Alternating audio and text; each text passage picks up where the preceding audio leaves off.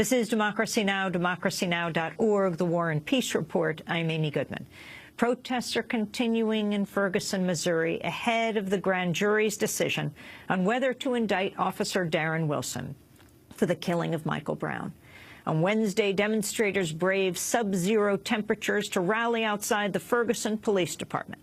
The grand jury's decision on whether to charge Officer Wilson is expected any day. They're expected to reconvene on Friday. We're joined here in New York by Bryan Stevenson, founder and executive director of the Equal Justice Initiative, a group based in Alabama that represents some of this country's most marginalized people, the poor and the wrongfully convicted. Bryan Stevenson has won relief for dozens of condemned prisoners and argued before the Supreme Court 6 times. In 2012, he won a landmark Supreme Court case that barred states from giving mandatory life sentences without parole to children. The Nobel Prize-winning South African Archbishop Desmond Tutu has called Bryan Stevenson America's young Mandela. Bryan Stevenson is just out with a new book. It's called Just Mercy, a story of justice and redemption. Welcome back to Democracy Now!, Bryan. The book is astounding, but I want to start with Ferguson. Your thoughts? You know, I think Ferguson should be seen as a mirror for all of America. In every community in this country, we have black and brown people who are being presumed dangerous and guilty, and it's following them into schools where they suffer higher suspension and expulsion rates. It follows them into department stores. It follows them into the streets. And that burden of being presumed dangerous and guilty is extremely frustrating and angering. And when you have incidents like Michael Brown being shot by an officer, that blows up. And we need to keep careful attention to what's going on in Ferguson, but we need to understand that in every community in this country where there are young black and brown men and women, that phenomena, that problem exists. And we are not going to deal with this issue if we just think whether this officer is indicted or prosecuted or not tells us something. We've got to really begin talking honestly about the legacy of racial inequality in this country and what it's done to all of us. Your thoughts on the governor, Governor Nixon, quite astounding that is his name. But Governor Nixon of Missouri holding this news conference and announcing a state of emergency. You know, it's just sort of like an old bad movie. It's like they're acting out this script that is exactly the opposite of what you should do when you're dealing with these kinds of issues. Declaring a state of emergency, declaring a state of crisis. The crisis for them really isn't what's happening with this officer. What the crisis is that people are actually exposing all of this bias and all of this tension and all of this frustration. And it's, I think, really quite misguided. It's going to create more problems than it solves. He's baiting the community by engaging in these kinds of tactics. And I just wish he was talking to people who understood the pain and anguish of people in Ferguson, the pain and anguish of people of color in many parts of this country. Because if he did, he'd actually be saying things differently. They'd be doing things differently. And I think we would have much less violence and conflict and tension. But because he's talking to the same people who are in that bunker-down mentality, you see them repeating the mistakes that took place immediately after this shooting, taking this very militarized approach, gearing up, gunning up. And I think it's a very misguided approach to this issue. You said in a TED Talk that went viral, the opposite of poverty isn't wealth. The opposite of poverty is justice. We have so many people in this country that live in the margins of society, that live in jails and prisons, that live with disability, that live outside of the American experience in the way that most people think about it. And we sometimes throw things at them to make ourselves feel better about their existence, their reality, when in fact I really believe that poverty in this country is a function of our unwillingness to do justice to many parts of our community. And I really do believe that the opposite of poverty isn't wealth. I think, we have this arrogance. We think that when we make a mistake, we don't ever have to apologize. We don't actually have to rethink how we've behaved. We can just throw some money or throw some policy out there and move forward. I don't believe that gets you closer to deconstructing poverty. I want to go back for a moment to Darren Wilson. If he is indicted and if he isn't, I mean, of course, we don't know at this point, but if he isn't indicted, what would you say to the people of Ferguson? And of course, this is so much bigger than Ferguson. Yeah, I think that they should be upset. They should be angry. I would say you shouldn't be surprised. We haven't created an environment where people of color can be fully protected, because we haven't talked about what it means to be a person of color in this country. I think, we've never really told the truth about some basic realities. The legacy, we're doing a whole project on slavery, because I don't think we've ever told the truth about what slavery did to our thinking about racial difference. We told lies about people of color. We said that people of African descent aren't smart, aren't hardworking, aren't capable, and because of that, we should enslave them. And because we never confronted that, slavery didn't end, it just evolved. It turned into decades of racial terror, where we use violence and lynching and convict leasing and threats to sustain racial hierarchy. That's our history up until the era of Jim Crow and segregation. And then we codified these differences between the races. And even after the Civil Rights Movement, we never told the truth about all of the damage we did. We humiliated people of color on a daily basis for decades. My parents were humiliated every day of their life. I started my education in a colored school because I was told I wasn't smart enough to go to the public school. Those things accumulate. And because we haven't dealt with it, we now live in an era of mass incarceration where we intimidate and threaten and harass and menace people of color. And everybody feels it. And so we shouldn't be surprised if you don't get justice. What we should do is start talking about truth.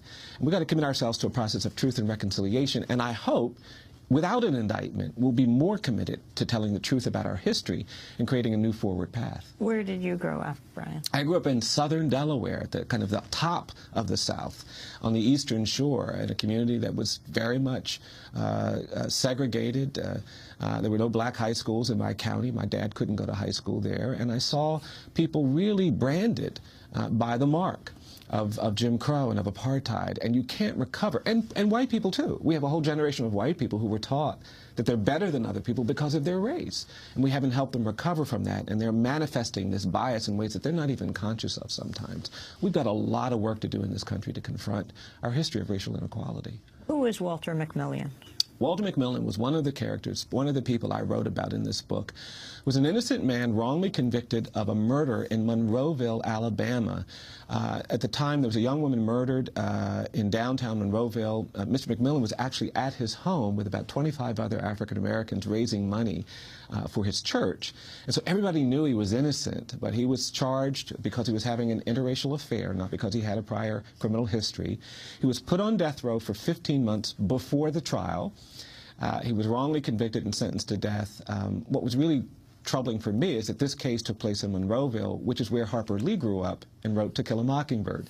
So it's a community that completely identifies with that story, but couldn't recognize the injustice of this wrongful conviction of an African American. And you have been compared to the young Atticus Finch. Well, I want to do better than Atticus Finch. Atticus Finch's client, Tom Robinson, dies in prison because there was no hope for him. I want our clients, I want people wrongly convicted and accused to get relief. I want the people in jails and prisons all across this country who are there unfairly, unnecessarily released. I want to do more than what happens to that client in To Kill a Mockingbird. So tell us what happened to Walter McMillian. Well, we ultimately were able to present evidence of his innocence. The police had coerced witnesses to testify falsely against him, and for some bizarre reason, they actually tape recorded the sessions where they were coercing the witnesses to testify falsely. So we got the tapes.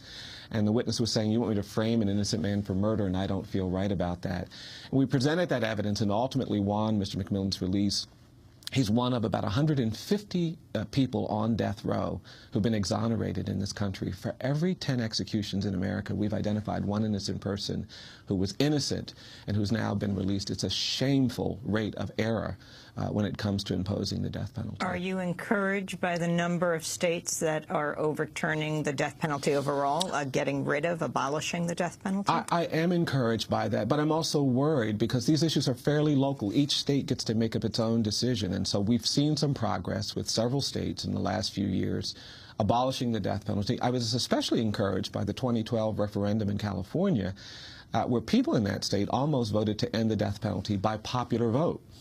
Which would really be progress. But I'm worried that our indifference to wrongful conviction, our indifference to suffering of jailed and imprisoned people continues to be very strong. And until we break that indifference, I worry that we're going to continue to have a country where people are condemned unfairly, sentenced unfairly, tortured in jails and prisons. Bryan Stevenson, the title of your book, Why Just Mercy? I think that we have too little compassion in our criminal justice system. We've been corrupted by the politics of fear and anger. We're doing harsh, extraordinarily torturous things to people. And I think we've forgotten that, you know, it's not mercy, it's not justice, it's not compassion when we give it to people who haven't done anything wrong. You earn the right to call yourself compassionate and merciful when you expose people who have fallen down, who have done bad things, to your justice, to your mercy. And I see a criminal justice system completely devoid of mercy, which makes us completely devoid of justice. And we've got to do better. Young people in prison. Talk about the significance of when, for example, the story of Joe Sullivan, who is sentenced to life at the age of 13. You know, one of the more tragic things that we've done over the last 40 years is that we've put thousands of children in the adult prison system, the adult criminal justice system. We've now got 250,000 people serving long sentences for crimes they committed as children. We have some 3,000 children sentenced to die in prison, some as young as 13 and 14 years of age. And it's horrific. You know, I was hearing about the Dupree story, which is a very compelling story, but there are thousands of children in similar situations. I represented 13-year-olds in the state of Florida who were also put in solitary confinement, some of whom have been there for 18 years. Joe Sullivan was 13, convicted of a non-homicide, and sentenced to die in prison. We've won some Supreme Court decisions that have made it easier to challenge some of those sentences, but we still have a lot of work to do. We created these narratives about children where we said some children aren't really children. And we've done some really cruel and torturous things. And it's shameful to me that the United States and Somalia are the only two countries in the world that have not signed the Covenant on the Rights of the Child, because it protects children from adult prison sentences like life in prison and the death penalty. And one of the great tragedies is when you go to jails and prisons and you see 13 and 14 and 15-year-old children in settings where they're being raped and abused because we haven't confronted the need to protect children after they've been accused of a crime. The 2012 Supreme Court decision that your group, that you argued, barring mandatory life without parole for children. Give us examples. Sure. Well, I write about a young woman named Trina Garnett in Pennsylvania who was horribly abused. Her mother died when she was young. She was living in a house where she was suffering from a lot of violence. She was disabled. She was homeless, living on the streets of Chester, eating out of garbage cans. She met a family, and there was a boy in the family, and one night she tries to go and see the boy by breaking in. She drops matches, the house catches on fire, and 2 children die.